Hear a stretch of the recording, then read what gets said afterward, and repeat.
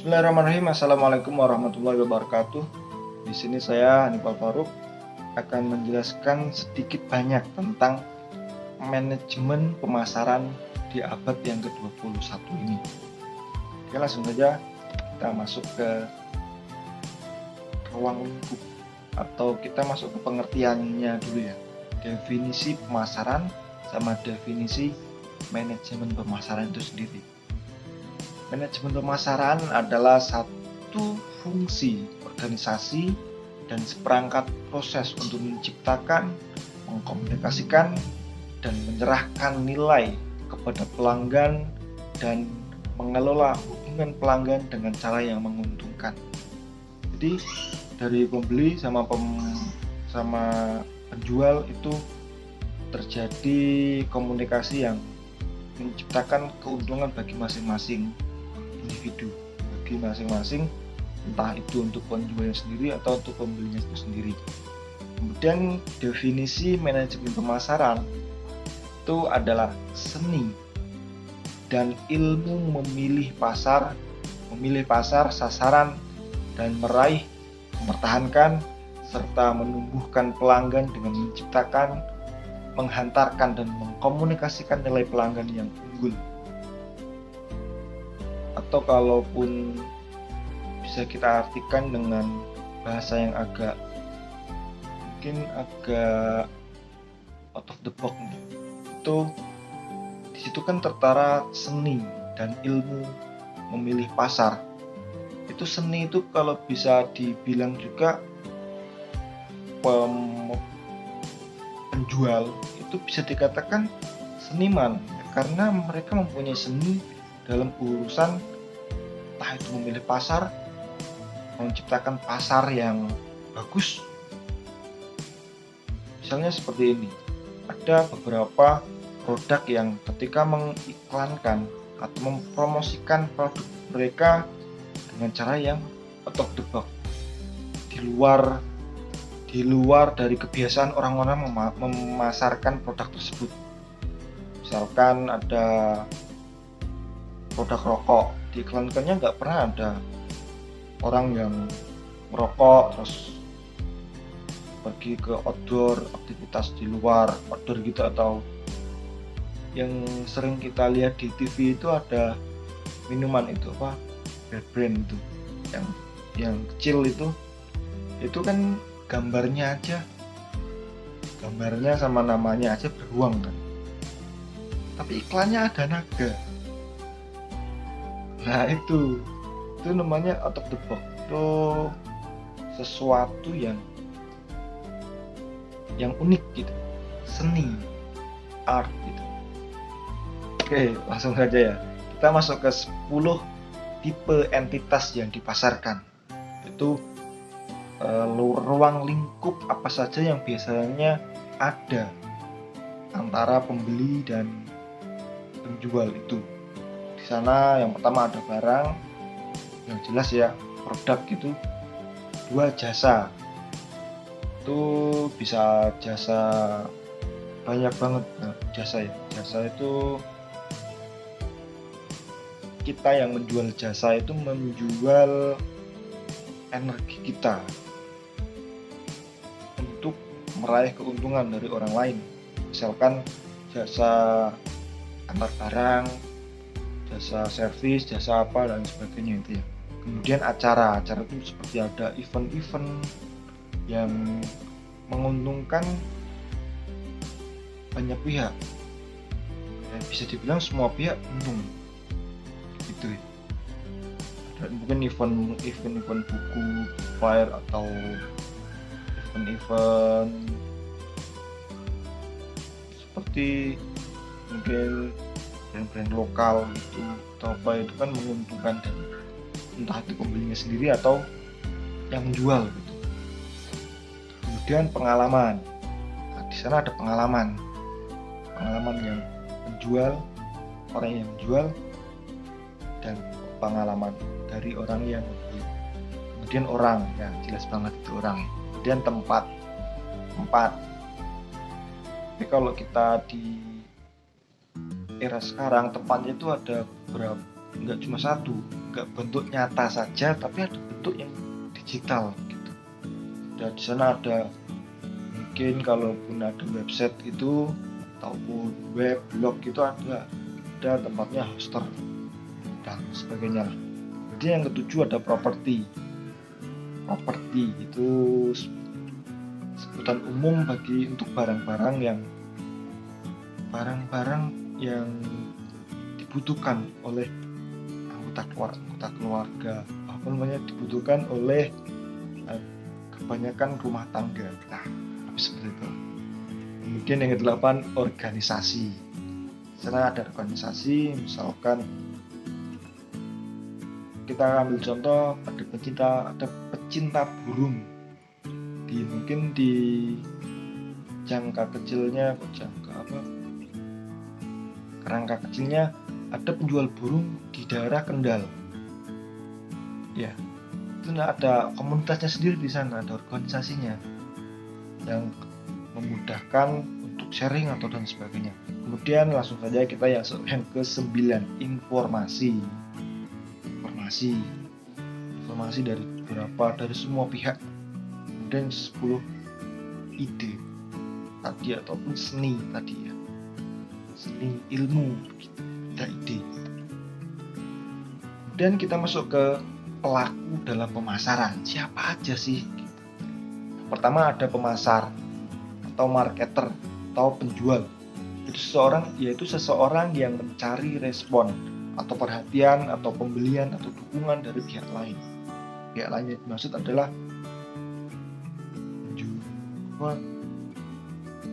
customer. Kemudian ada prospek. Prospek itu pemberi respon. Ya, seperti customer dan mungkin yang membutuhkan barang-barang, membutuhkan informasi dan semacamnya gitu. Kemudian yang ketiga, terakhir di pasar, tempat yang dimana pembeli dan penjual berkumpul untuk mendapatkan yang mereka cari. Kalaupun pembeli mendapatkan keuntungan dan pembeli mendapatkan barang yang dia inginkan dan penjual mendapatkan laba yang mereka cari. Kemudian di sisi kiri ini ada 5 pasar dasar dan alurnya. Jadi pasar-pasar ini ada pasar pemerintah, pasar sumber daya, pasar produsen, ada pasar perantara, pasar konsumen, itu saling berhubungan. Karena di antara 5 patokan ini, di antara 5 yang pilar utama ini, ada di dalamnya di tengah mereka itu ada yang mengkaitkan satu sama lain.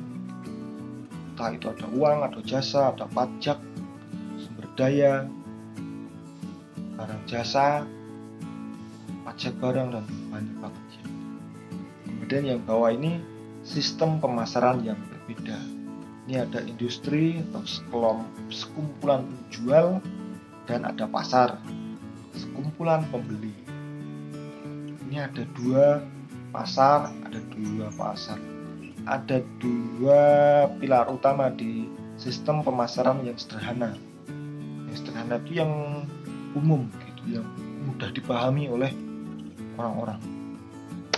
Kemudian kita masuk ya ke selanjutnya, konsep inti pemasaran. Manajemen pemasaran itu, pemasarannya itu sendiri itu konsepnya seperti apa sih?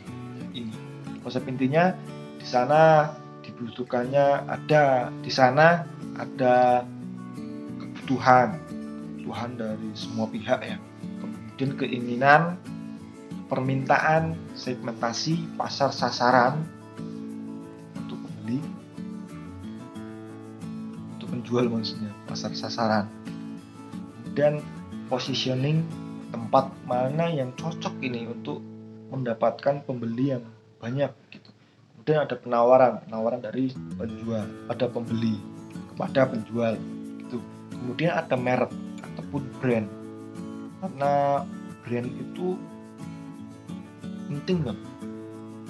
Brand itu salah satu keunikan ataupun identitas gitulah.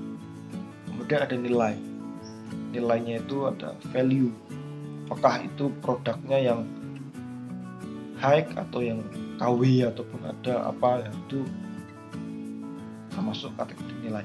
Kemudian yang ke-10 ada kepuasan dari masing-masing pihak tentunya. Kemudian ada saluran pemasaran, ada saluran dari atas, dari pusat, dari sampai ke bawah. Ada rantai pasokan, itu perputaran itu tadi. Ada persaingan pasar. Kemudian yang terakhir ada lingkungan pemasaran. Lingkungannya yang tadi juga seperti ada tadi. Ada contohnya lingkungannya pemasaran tidak seperti ini, yang sebelah kiri juga bisa diartikan kurang lebihnya seperti itu. Kemudian kita masuk ke orientasi perusahaan terhadap pasar. Orientasinya itu yang pertama ada konsep produksi atau efisiensi. Kemudian yang kedua konsep produk, keunggulan produknya. Kemudian konsep penjualan, agresivitas, penjualan dan promosi. Penjualan itu yang agresivitas, ya agresif, yang les gitu. Kemudian yang keempat, konsep pemasaran, berorientasi pasar. Ya, yang kemudian yang kelima, yang terakhir ini konsep pemasaran holistik, yaitu perspektif dan integrasi. Konsep pemasaran holistik seperti itu, yang prospektif dan integrasi. Kemudian kita masuk ke yang selanjutnya, basic ataupun dasar manajemen pemasaran di abad yang ke-21 atau di abad yang sekarang ini ya. Yang pertama itu mengembangkan strategi dan rencana pemasaran. Jadi setiap rencana pemasaran harus mempunyai strategi untuk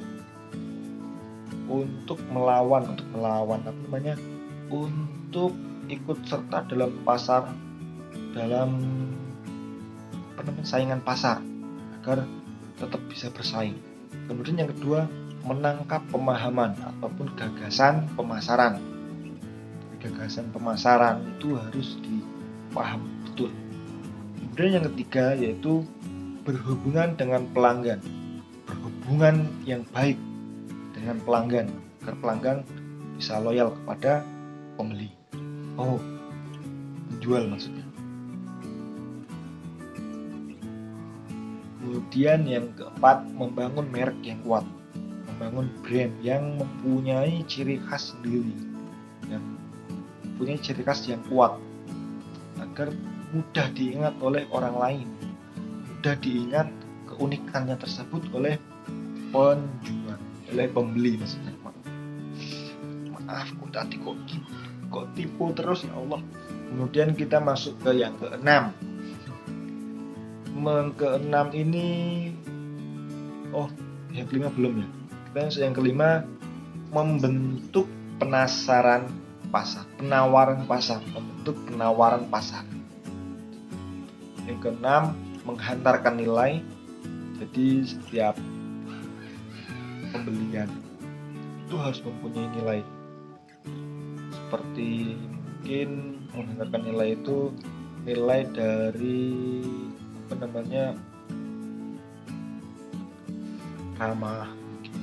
ramah yang ketika ditanya ini itu tidak mudah marah atau sebagainya, sabar gitu ya, namanya juga jual. Kemudian mengkomunikasikan nilai. Kemudian yang terakhir, menciptakan pertumbuhan jangka panjang. Menciptakan pertumbuhan jangka panjang itu seperti menciptakan hubungan yang baik dengan pelanggan sehingga pelanggan tersebut, customer tersebut itu bisa loyal, dan untuk jangka panjangnya mereka bisa berlangganan dengan kita.